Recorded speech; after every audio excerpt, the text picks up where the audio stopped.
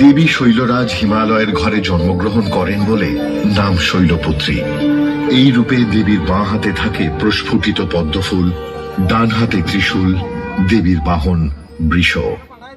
তোমরা কেন এত পরিশ্রম করছো বলো তো? এতে পরিশ্রমের কি আছে দেবী? আপনার মহিমায় কাহিনী শুনতে শুনতে আমাদের পরিশ্রম লাঘব হয়ে গেছে। কি অপরূপ দৃশ্য!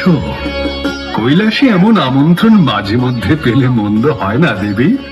আপনার সংসার অতুলনীয় হে দেবাদিদেব। হে প্রভু, আমরা এখন দেবীর মহিমা শুনছি।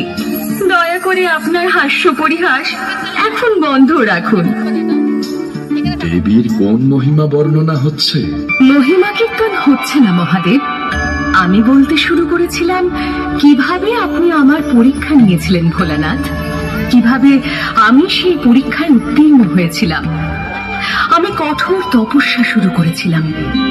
বহু যুগ কেটে গেল মহাদেবের তপস্যায়, কিন্তু দেবাদিদেব প্রসন্ন হলেন না। আমি প্রকাশ করলাম ব্রহ্মচারিণী রূপ, নবদুর্গার দ্বিতীয় রূপ।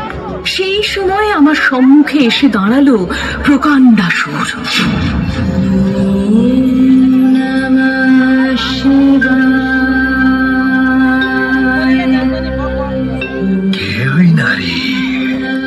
এমন রূপ নিয়ে তপস্যায় দিন কাটাচ্ছে। ওই নারী আমাকে মুগ্ধ করেছে। অসুরগণ, তোমরা এখানেই অপেক্ষা করো।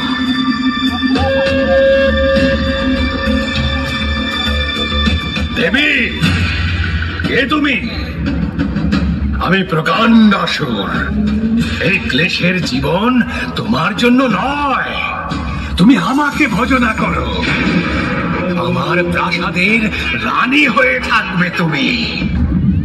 এই শিবমন্ত্র জপ করে কেন নিজের